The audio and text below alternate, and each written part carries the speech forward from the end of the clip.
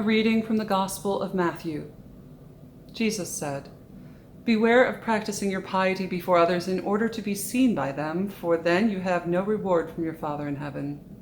So whenever you give alms, do not sound a trumpet before you, as the hypocrites do in the synagogues and in the streets, so that they may be praised by others. Truly I tell you, they have received their reward. But when you give alms, do not let your left hand know what your right hand is doing, so that your alms may be done in secret, and your Father who sees in secret will reward you. And whenever you pray, do not be like the hypocrites, for they love to stand and pray in the synagogues and at the street corners, so that they may be seen by others.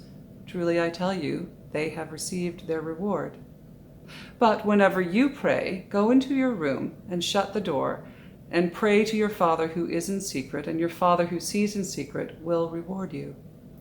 And whenever you fast, do not look dismal like the hypocrites, for they disfigure their faces so as to show others that they are fasting. Truly I tell you, they have received their reward.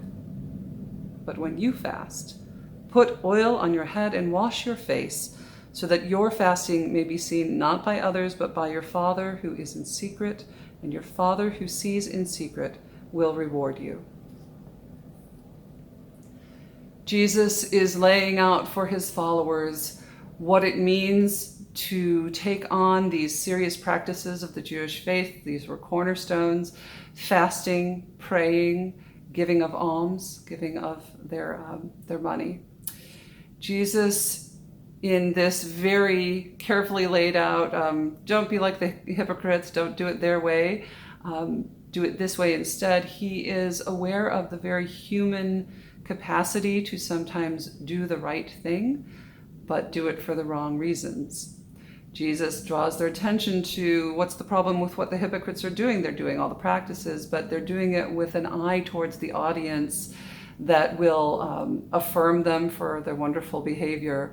And not that there's anything wrong with that per se, just it does not give you the bang for the buck, Jesus says. You can do that, but then you've received your reward, which is a bunch of friends and family and people in your faith community who say, gee, you're a really great person. But if you're doing it with them in mind instead of God in mind, you're not getting the full benefit of that practice: giving of alms, praying, fasting.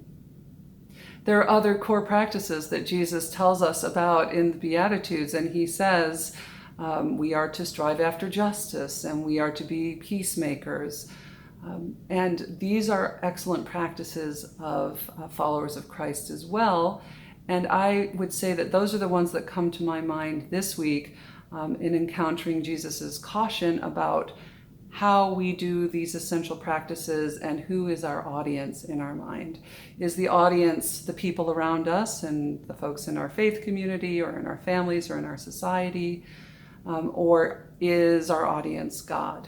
And I will speak for my own self as a person walking around in white skin in this society, as we have wrestled with and I'd say gratefully wrestled over the past few weeks now as a country, as a city. And now as a church at St. James, as we're starting to have hosting some conversations around race, I think it's really important for me as a person who is white to be careful with my speech and with my prayers and my advocacy around the justice issue of the full humanity of every human being.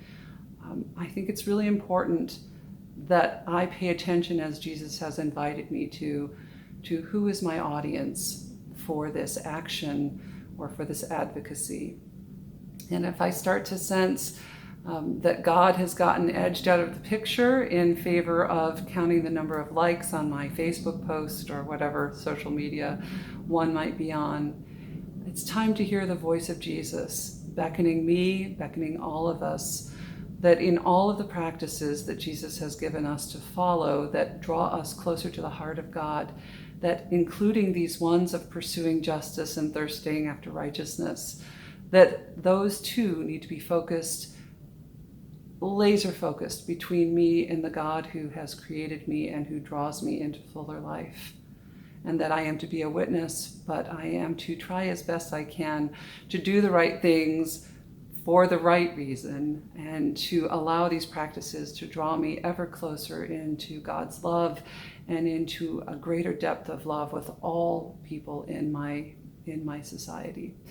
May God bless you and enable you to be honest with yourself and be more like Jesus would like us to be, and leave those hypocrites alone. In Jesus' name, amen.